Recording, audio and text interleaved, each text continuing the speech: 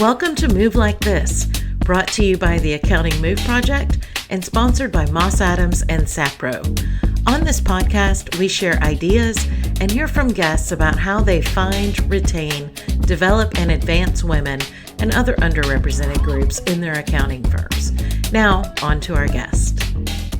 Hello, everyone, and thank you for being here today on this episode of Move Like This. I am very much looking forward to my conversation today with Priscilla Hammonds. She is the DEI director at BerryDunn. So thank you for being here today, Priscilla. You're welcome. Thanks for the invite. Absolutely. So we are proud to say that BerryDunn was named to both of the best CPA firms for women and best CPA firms for equity leadership in 2023. Yes. So I'd love to hear from you what you think makes BerryDunn unique in public accounting and why you decided to join the firm. Sure. So let me start by saying that my background is insurance. I worked in the insurance industry for the majority of my professional career. So this is the first time I've worked in the accounting industry. But what I think makes Barry Dunn unique, I will reflect on that question because it's been asked of me since I joined the firm in July of 2023. I think what makes it unique is its authentic, caring culture and its intense focus on people from the standpoint of, okay, if we make this decision, how is it going to impact our people? And so that really struck a chord with me, even during the interview process. I have to admit, the interview process with Barry Dunn, I felt like I was having a conversation, just like you and I are having a conversation. Just a lot of people that are so very approachable and engaging and easy to talk to, from the recruiter to my boss, who's the chief culture and engagement officer, all the way up to the chief marketing officer and our CEO. It was just easy to talk to them. And and ever since I've joined the firm, it's still that way. Just a very easygoing environment in a sense, but Mhm. also, intense when it needs to be intense in order to, get things done.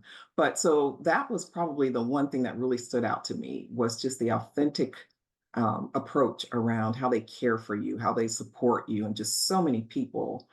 From the time I joined, the common thing I heard was, if you need anything, don't hesitate to reach out. If you need anything, don't hesitate to reach out.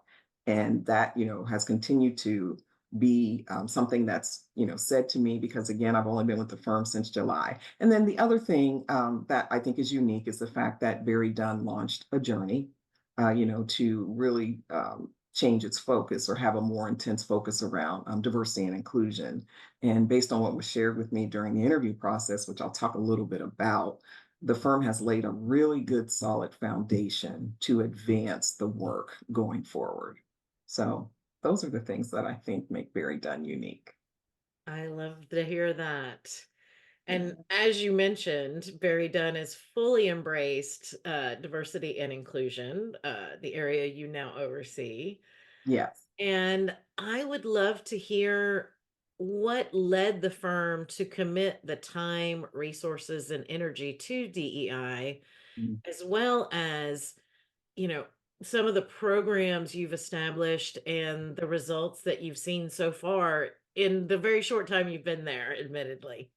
Sure, sure. So one of the first things I'll say is that the firm has had a focus on DEI even before, they decided to hire a director of diversity.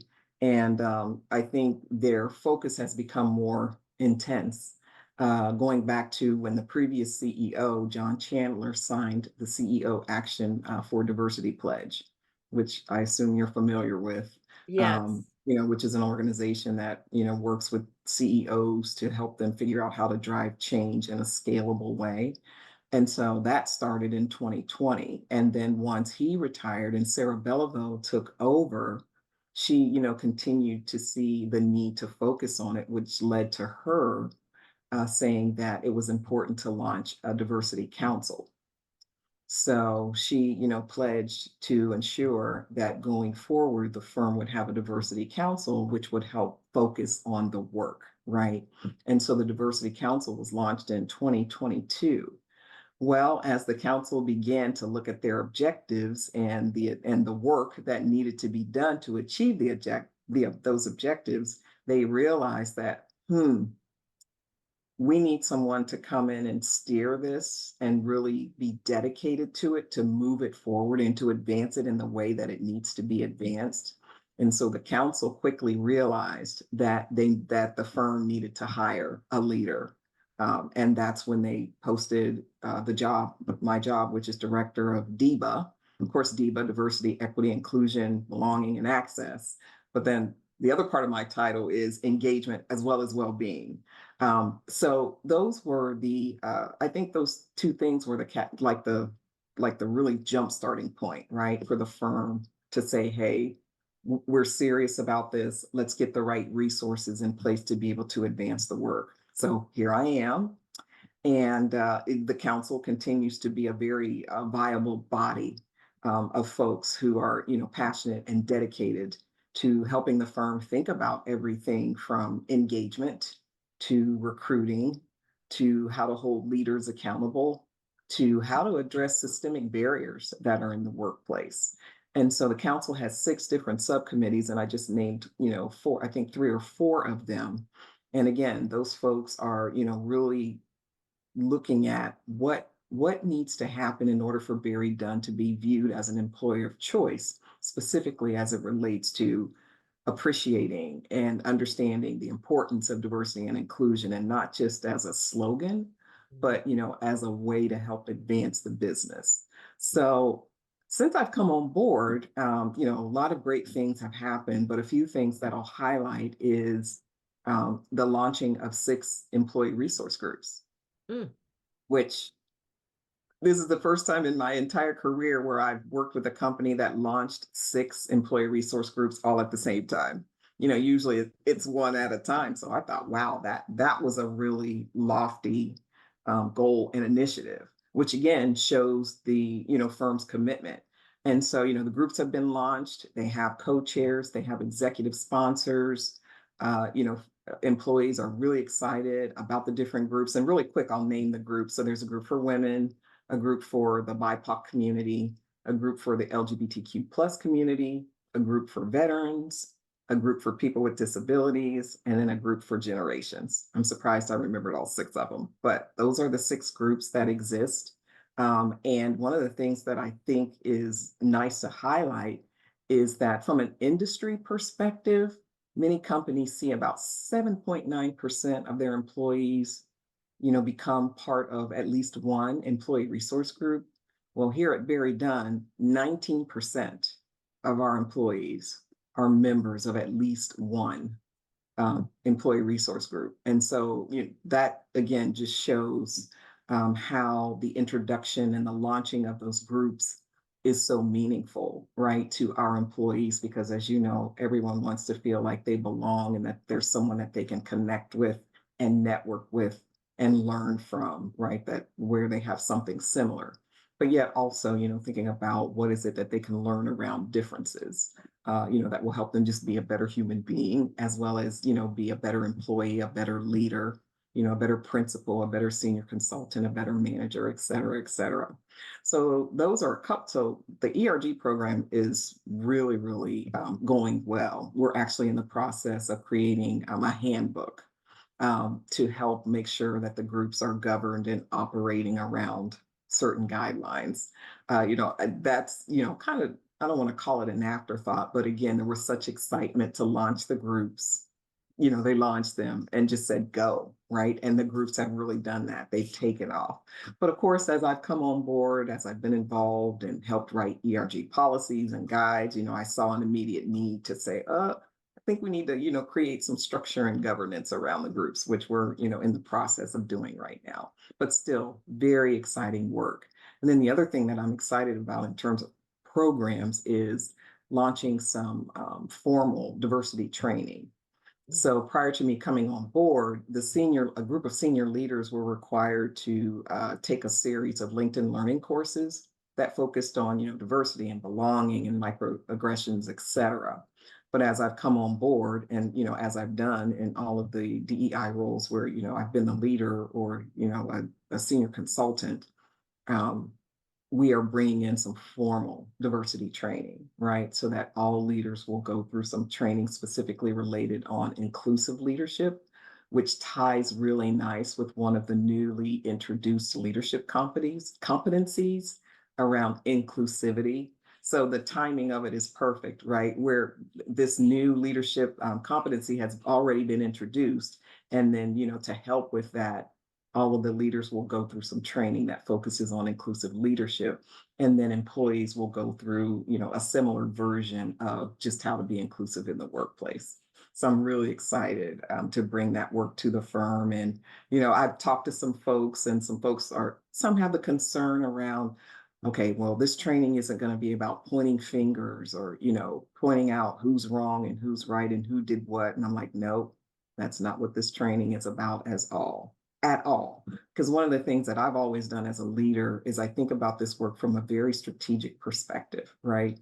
And so this training will specifically talk about how our reactions to differences can impact things like engagement, productivity, employee satisfaction, customer satisfaction, which if you think about just those four things, all of those tie back to, the firm's financial picture.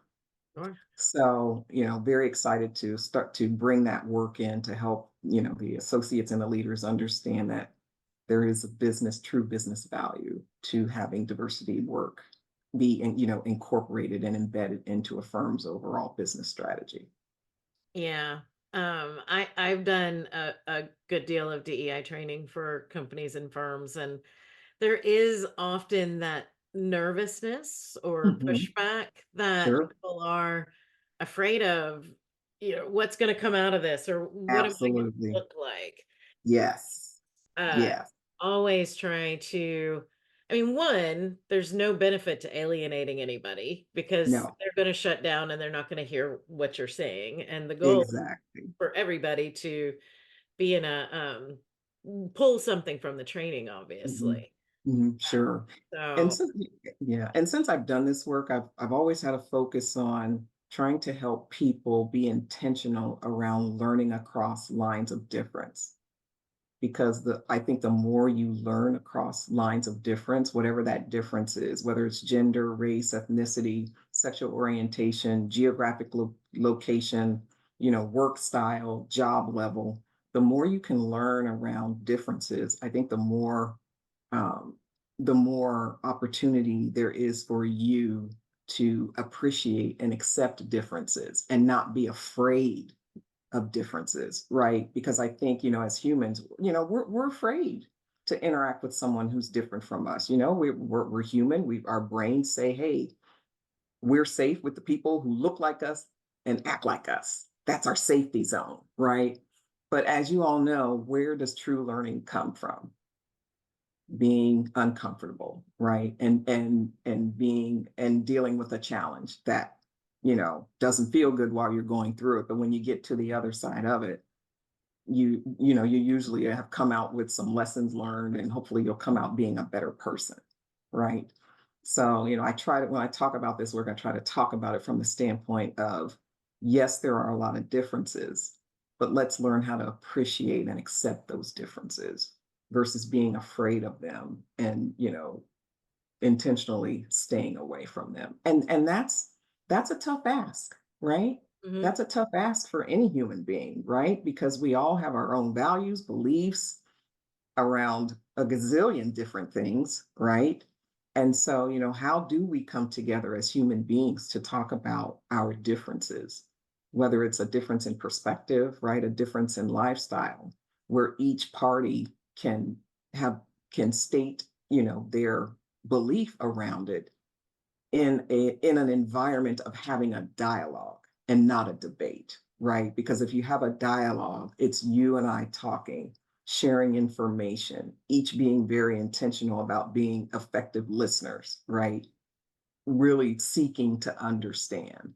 Yet where you talk about debate, there's that I'm right and you're wrong. Well, here's the pros and here's the cons. So, Yeah. And I think yeah, too, in talking about differences, a lot of times if we can create that dialogue, what we uncover is that we don't have as many core differences as we might think. exactly. We are Exactly. all people who, have jobs, have families, have Ex- frustrations.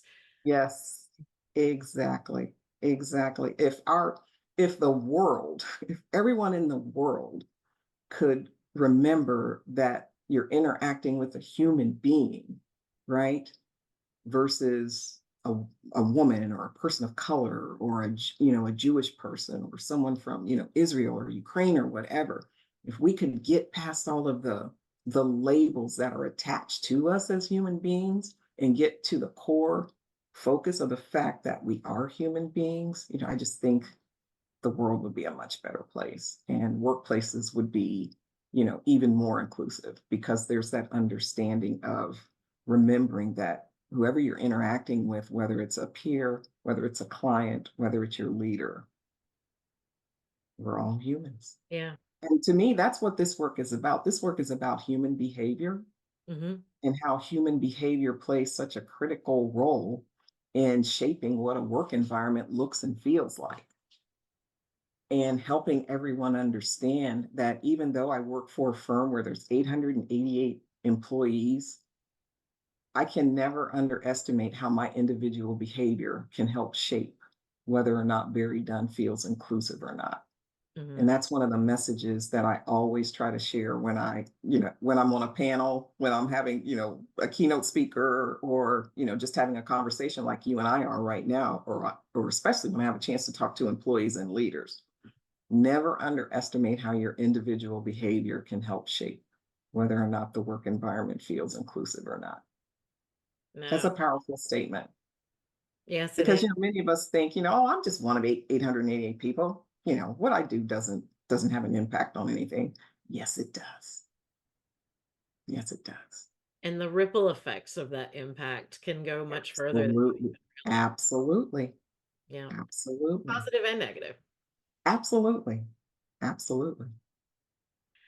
So you, Priscilla, have been in the DEI space for more than 20 years now.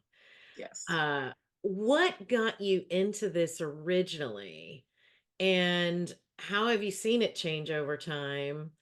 And then also, I'd like you to kind of finish that your answer with what are you optimistic about and what worries you still? Sure.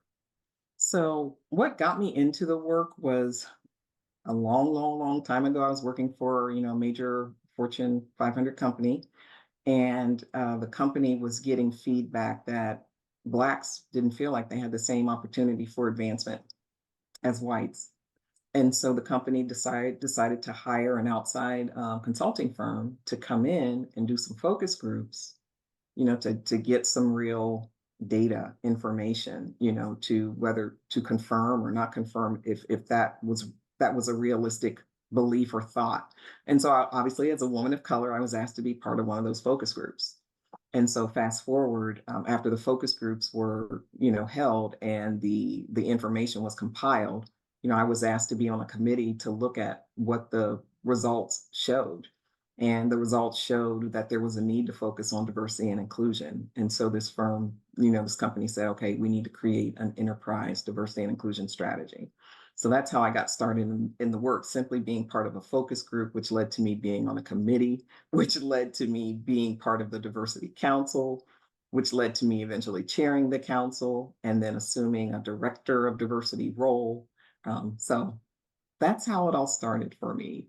And it was during those years that I had that aha moment of, hmm, this work is about human behavior, which seems like a basic concept, but it really isn't. Mm. It's a very complex, sophisticated dynamic that doesn't get the attention that it should. And in terms of understanding how human behavior, like I said, impacts the workplace and impacts whether someone feels included or not, and impacts if a leader is truly being inclusive and giving equal opportunity to all of his or her direct reports. Yeah. So that's how it all started. So you're going to have to repeat. What was the second part of that question? Oh, Oh, that was no, what have I seen change? Right. So yeah, going back to the early 2000s, it was diversity, right? Just diversity. And then, 5 or 6 years from my experience, let me just speak from my experience again. The focus was diversity. And then over time, it became diversity and inclusion because you couldn't just talk about differences, but then not talk about how to value and leverage those differences. So that's when it became diversity and inclusion. And then, as you know, over time, additional initials have been added, right? Whether it's equity, whether it's accessibility, whether it's belonging. And, even as I mentioned in our firm's title, it's diversity, equity, inclusion, accessibility, and belonging. And so, and then even beyond that, and I think this, now there's a focus on how diversity work intersects with corporate social responsibility or ESG, right? Or when George Floyd happened back in 2020, diversity work started going down the path and getting aligned with social justice.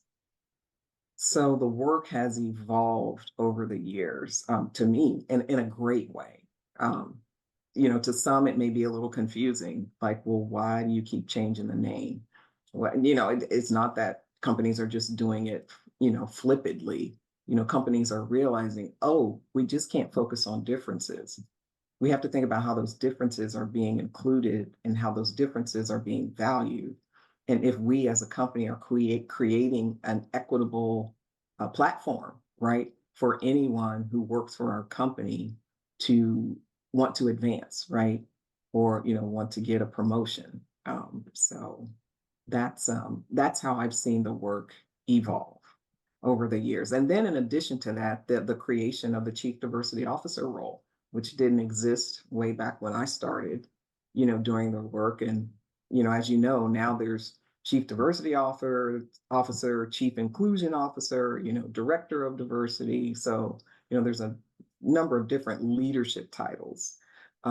What is really important is the chief diversity officer needs to be in the C-suite. Mhm. Now, with the title chief, you would automatically think that's the case, right? That they are part of the C-suite. That's not always the case, I think. Yeah, Not yeah. always. So those are some examples where I've seen the work evolve.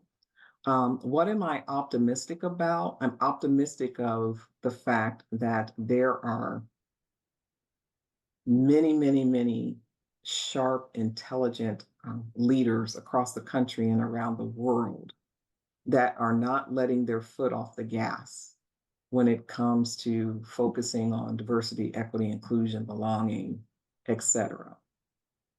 Even though, there's this work has faced a lot of challenges, this work has been politicized, this work is viewed as something negative, which is my concern. There still are a lot of people like me, a lot of my peers, and a lot of diversity uh, subject matter experts that I've had the benefit of being in the room with, or getting to know, or having some of them mentor me around why this work is still so important and critical for any organization to focus on. Yeah. Gotcha. And it's Yeah. interesting the evolution. You mentioned that it was diversity first, and then Mhm. inclusion got added, and all the other wonderful words that get tacked on. But Yes. I think that's so important in that I've talked to and worked with firms that have focused solely on diversity, but not as much on the inclusion side of things or the belonging side of things.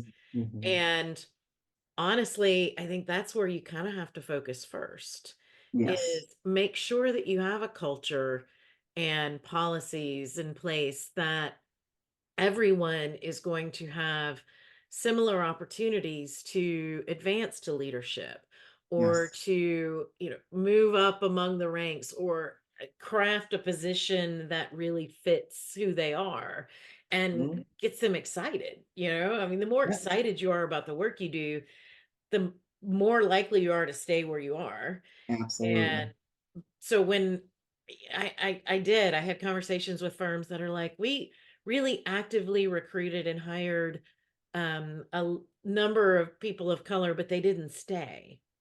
And Hmm, I'm like, well, how are you doing on the inclusion side of things? right. Because if you hire people and they don't see opportunity, they don't feel like they're treated in the same way as others are, then why would they stay?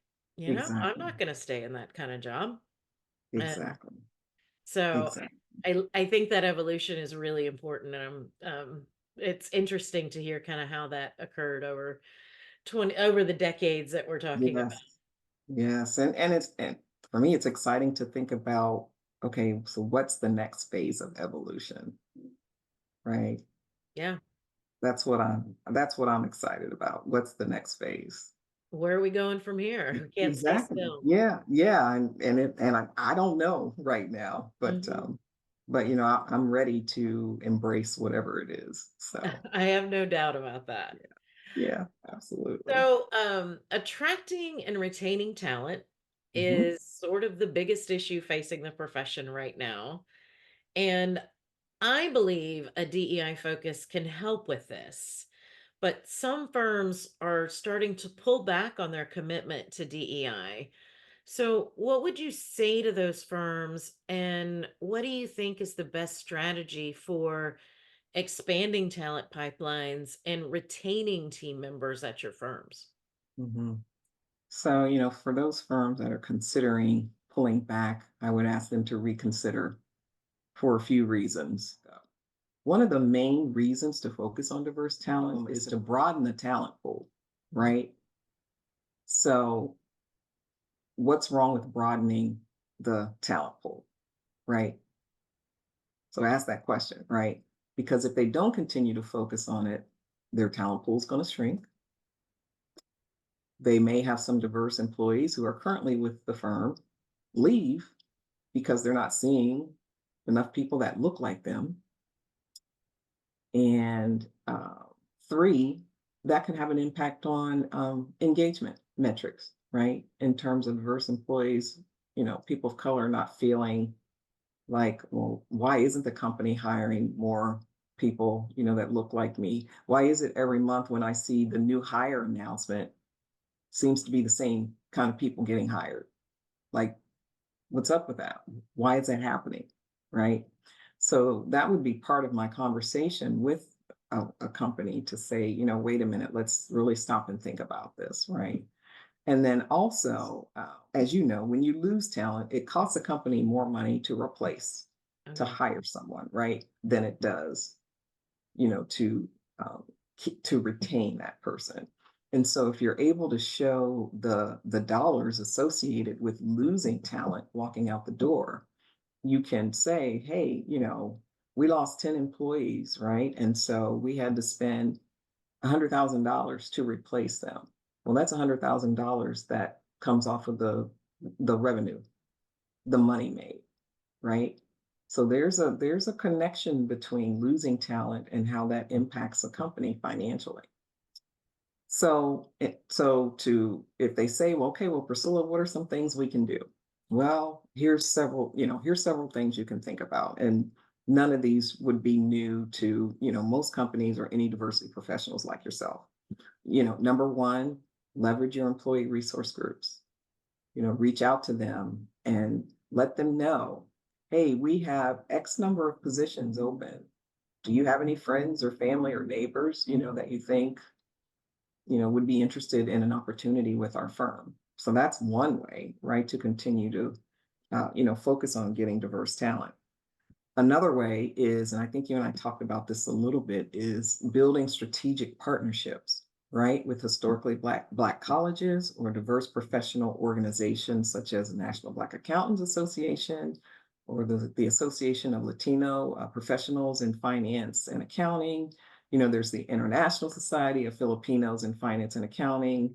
So there's a number of different diverse professional firms, as well as historically Black colleges and universities. And also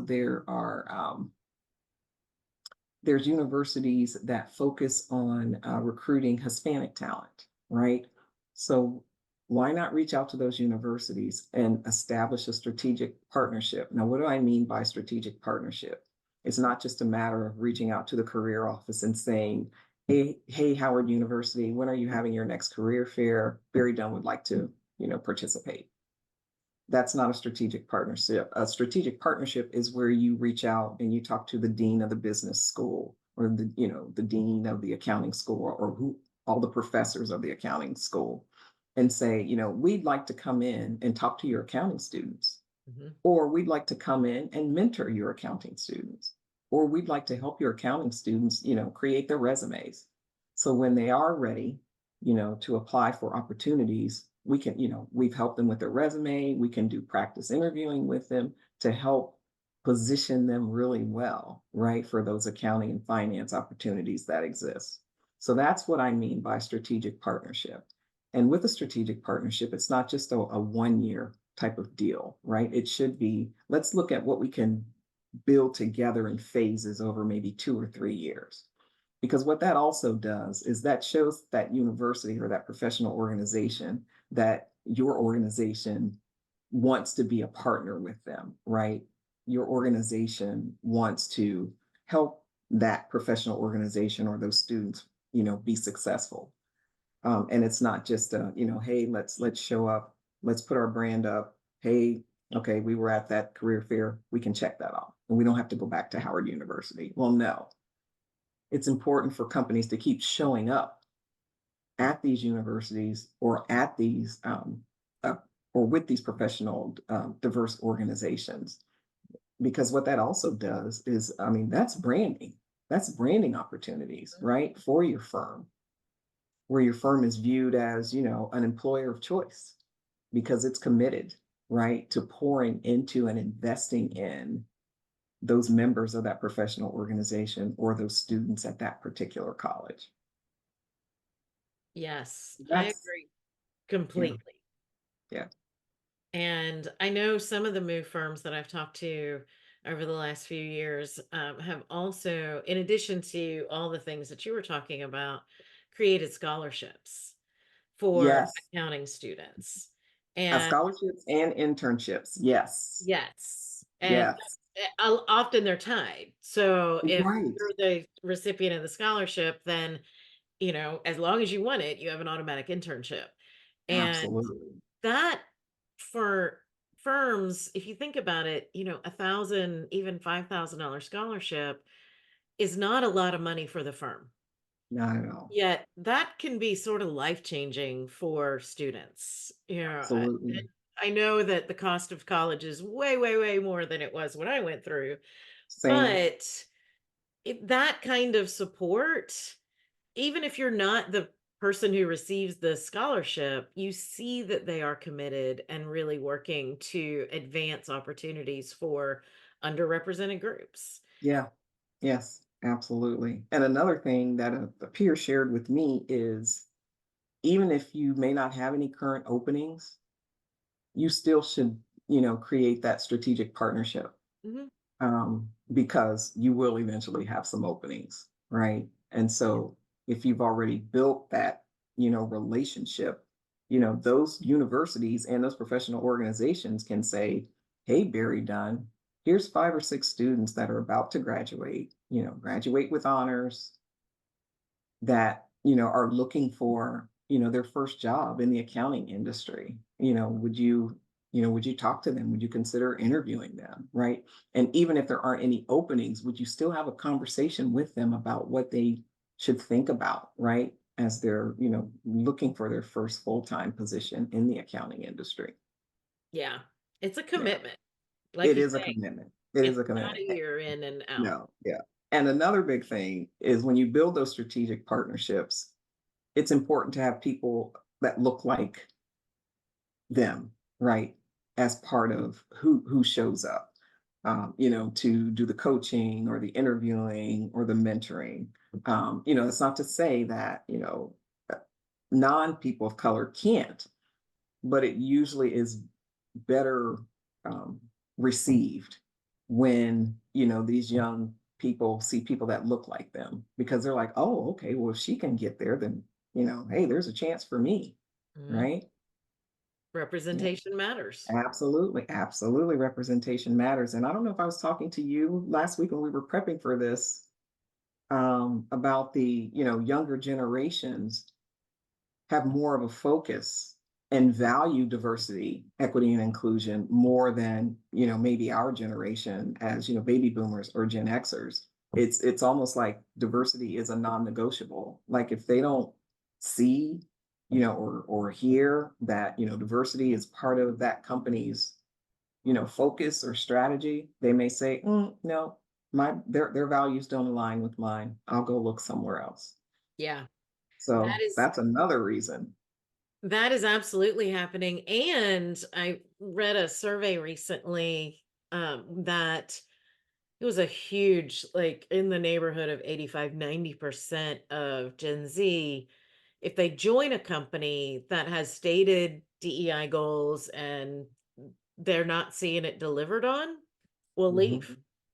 Yeah, They'll just go absolutely. somewhere else. And in Absolutely. today's job market, they can. Yeah, absolutely. It's Yeah. easy. Yeah.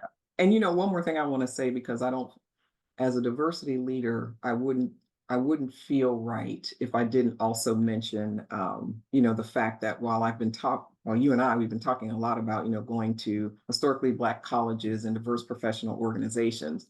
Well, there's also other professional organizations for veterans, Mhm. for the LGBTQ plus community, for people with disabilities. One of the, I am, I have a soft heart, and maybe that's not the right word, for people with disabilities. And a quick story around that. When I was, working at a former employer, I met a young lady, African American, who is disabled. And she graduated with her bachelor's, went and looked for a job, couldn't find anything. So she went back and got her master's, thinking, okay, I'll get my master's. That'll make me more marketable. Still couldn't find anything. So she realized that if she was having this challenge as a woman, a Black woman with a disability, she said there's probably many others that Mm. are having a similar challenge. So what did she do? She started her own nonprofit organization that focuses specifically on helping people with disabilities and those from underrepresented groups find mentorships and or employment. And she's had that organization probably for about 20 years or so. I think there was a point maybe where she, decided to thought about, shutting it down, but I think she's brought it back, with a focus on mentoring, because people with disabilities, that's a large talent pool that probably is not tapped into or even thought of, right, as a dimension of diversity, right, where you can broaden your talent pool, right?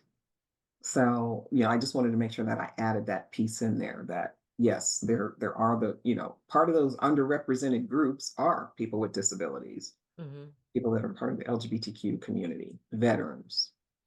Yeah. Yeah.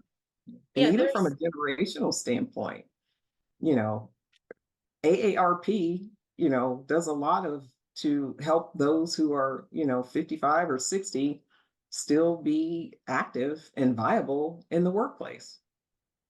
Have you ever thought about talking to AARP, mhm. to see what their platform may look like in terms of those of us, who are getting close to retirement but not ready to retire, or have reached retirement and decided, hey, we think we want to go back to work because it's boring at home, right? So again, being creative and thinking, I hate to use this term because it's overused, thinking outside the box, Yeah. right? Around where might you find talent in places where you've never looked? Mhm. That's the question. Where might you find talent in places where you've never looked? And then thinking about it from, those other dimensions that I mentioned, besides people of color. Yeah, absolutely. And hey, AARP starts sending their mailers at 50 or even before you turn 50. Exactly. Yes. There's Yes. some of us that are members that you may not really think about. Exactly.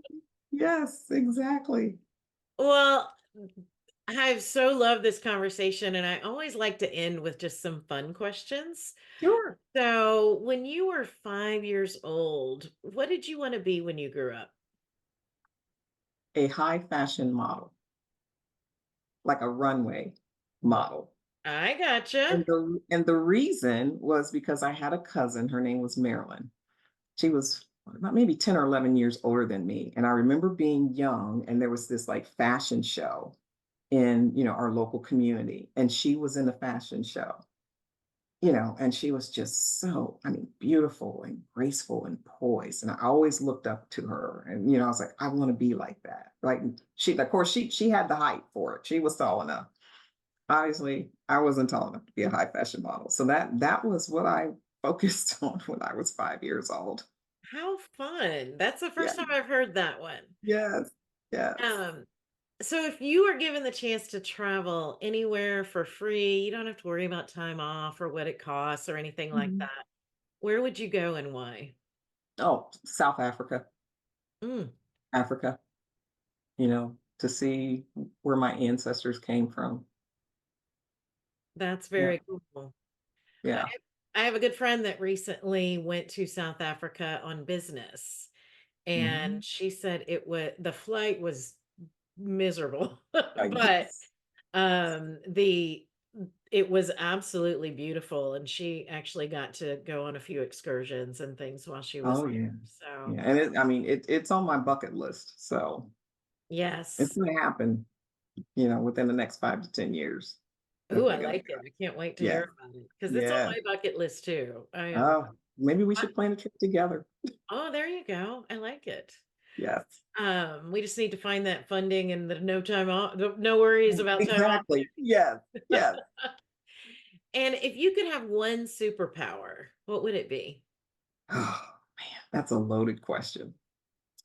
So, my superpower would be ending all the wars that exist around the world by removing racism, classism, sexism, heterosexism, ableism, ageism, all those isms. You're getting rid of all those isms, along with all types of institutional and systemic discrimination Mhm. that obviously has led to so much polarization and division and unfair treatment and unfortunately death. If I had superpowers, if I could get rid of that's what I would do. And going back to what I said earlier, having our world see humans that live in this world see each other as human beings first and celebrating all of the commonalities connected to that. I can completely get behind that. And that's actually reminds me a little bit. I can't remember who said it, but someone else that I had on the podcast said that they would like to have an empathy wand. So Mm, they could wave that so that others could feel mm, more empathetic. And yes. in a way, I mean, yours is way more powerful. And I'll take all of it. I mean, last time I talked to Angie Grissom, and she said she would want the power to heal Mm, everybody, which mm. also I'm like, I wish I could give out these superpowers that I ask Me about, so too. it'd make the world a whole lot better place. Me too. Me too. Well, thank you so much for being here today. I have thoroughly enjoyed our conversation, learned from it, and really appreciate you sharing your knowledge with everybody here. And I applaud BerryDunn for hiring you and look forward to talking to you again soon. Well, thank you for your kind words. And again, thank you for the opportunity to do this podcast. I was a little nervous, but you know, again, just felt like I was having a conversation with a friend. That's all it is. Absolutely. I look forward to, staying in touch with you. Thank you so much. You're welcome. Thank you for listening to Move Like This, brought to you by the Accounting Move Project and sponsored by Moss Adams and Sapro.